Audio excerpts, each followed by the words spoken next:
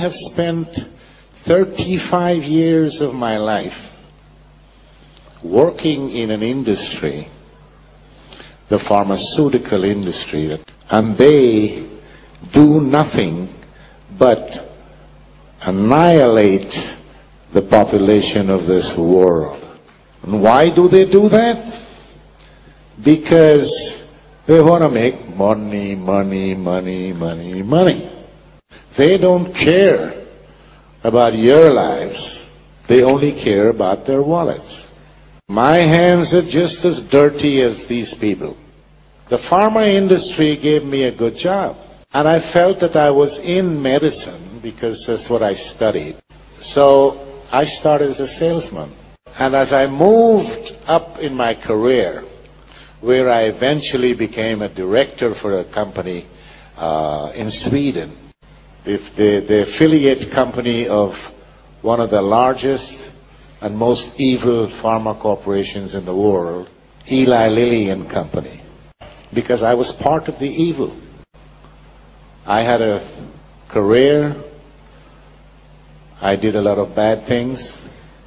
They fired me. I started my own company, worked for several other pharma companies, big ones, world players. People dying from taking medication that was legalized because I had bribed the Swedish government to get the Sulasung for Prozac in Sweden. Now, can you imagine that? Sweden is reputedly one of the cleanest, most transparent countries in the world. They have the Nobel Prize of Medicine. The Americans, they love the prestige of the Nobel Prize. That is why it was important for them to get the registration of Prozac. What is the pharma industry doing to us? They're the most powerful industry in the world. They sleep in the same bed with governments. They use corruption to get what they want. Corruption involves money. Cool. They have lots and lots and lots of money, and that is how they make their money. They also kill more people than the wars we have in the world. We need the pharma industry because there are some good things out there, but most of it is rubbish. They're not interested in curing any disease you may have. They're more interested in making you get diseases. They're interested in symptomatic treatment.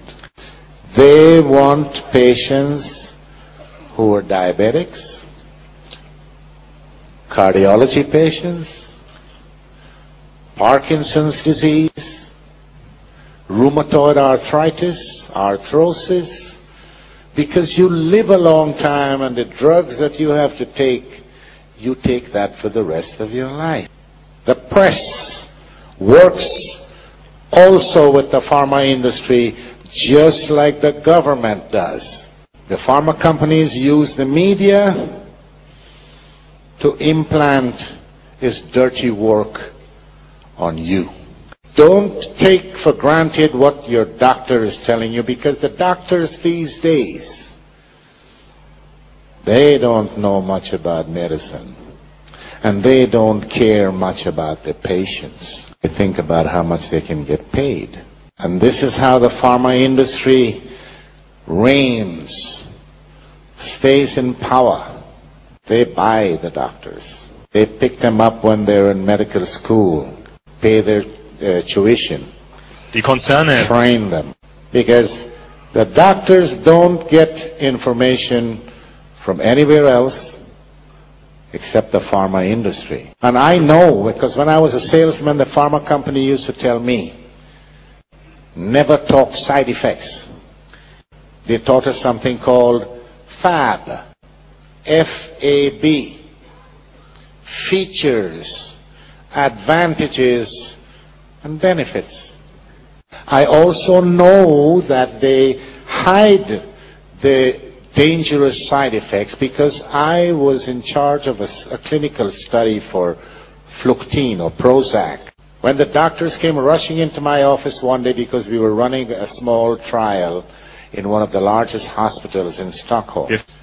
The first week they started the trial, 2 of the patients tried to commit suicide. And this is a major side effect of these psychotropic drugs. We call them the SSRIs, selective serotonin reuptake inhibitor.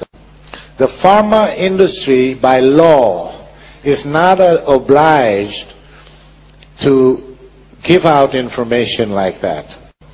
Have you guys heard of ADHS or ADHD? But all these years I've been in medicine, nobody can come and tell me up till now what ADHD is. Syndrome makes it a sickness. Since they can't prove that this is a sickness, they changed the S to D, calling it disorder. And when it comes to that kind of disorder, for example, how do they measure serotonin in the brain of a child? Do you know how to do it, doctor? With a Ouija board. That's one way. They get the psychiatrists to sit down, you know, with their little bow ties. Psychiatrists, these are mad people.